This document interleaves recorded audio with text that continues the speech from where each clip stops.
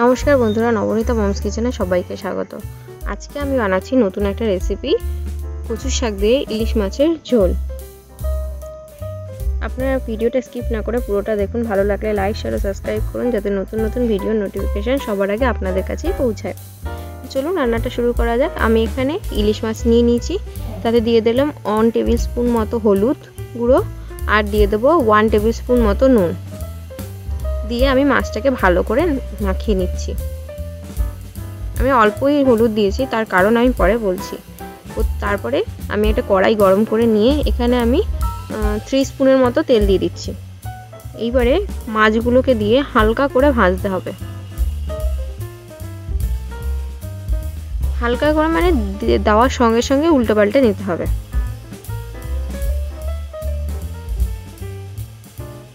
দেখো, এক পিঠ আমার ভাজা হয়ে গেছে, আর একটা সাইড আমি উল্টে নিচ্ছি।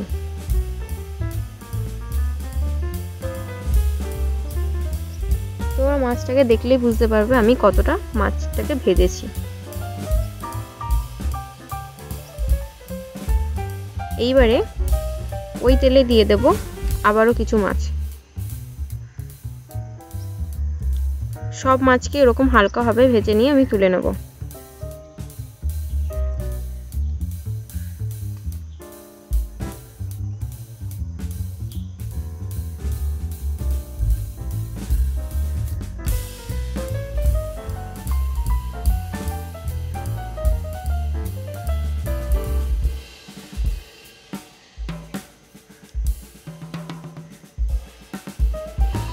আমার সব মাছ ভাজা হয়ে গেছে।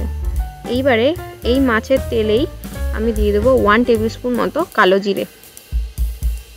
তারপরে দেবো 3-4টে কাঁচা লঙ্কা। এইবারে আমি একটা মশলার পেস্ট দেবো। মশলাটা বানানোর জন্য আমি 1 টেবিল স্পুন মতো কালো সর্ষে আর 1 টেবিল স্পুন মতো জিরে আমি বেটে নিয়েছি, সেটাই আমি দিয়ে দিলাম।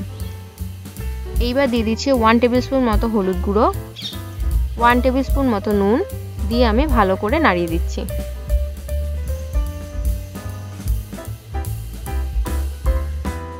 মশলাটা আমার ভালো করে কষানো হয়ে গেছে। এইবার 2 থেকে 3 কাপ মতো জল আমি দিয়ে দিলাম। জলটাকে ভালো করে ফুটতে দেবো আমি।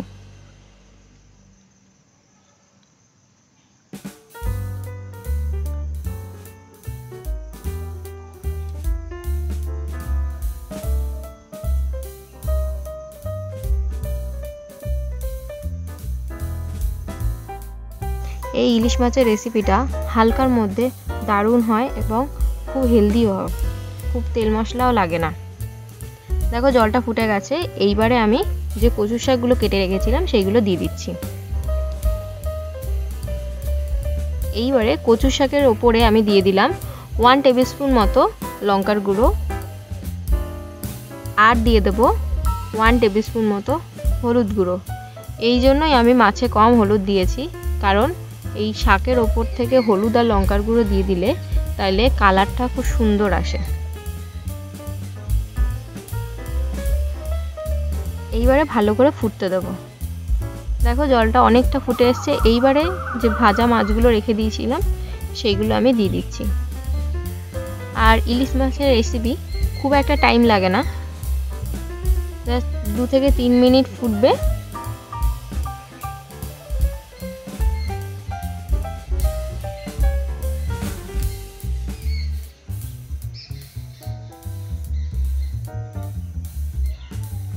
দেখো, অনেকটা হয়ে গেছে।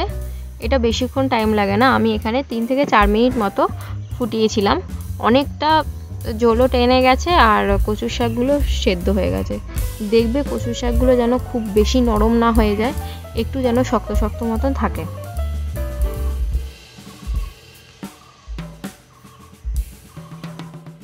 এই রেসিপিটির কথা অনেকেই জানে না, কিন্তু একবার বানিয়ে দেখো, দারুণ হয় খেতে।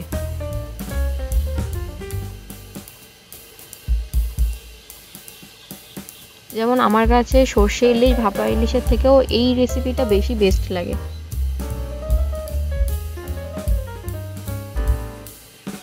দেখো, আমার তরকারিটা হয়ে এসছে প্রায়। আর আমি প্রত্যেকটা রান্নাতেই একটু টেস্ট করে নিই ঝোলটা, অবশ্যই টেস্ট করা উচিত, নুনটা ঠিক আছে কিনা, ঝালটা ঠিক আছে কিনা। দেখো আমার তরকারিটাও হয়ে গেছে। একটু পাতলা ঝোল রাখবে, তাহলে খেতেও ভালো লাগে। তোমরাও বাড়িতে বানাও, আশা করি ভালোই হবে। আপনাদের ভিডিওটা কেমন লাগলো কমেন্ট করে জানাতে ভুলবেন না।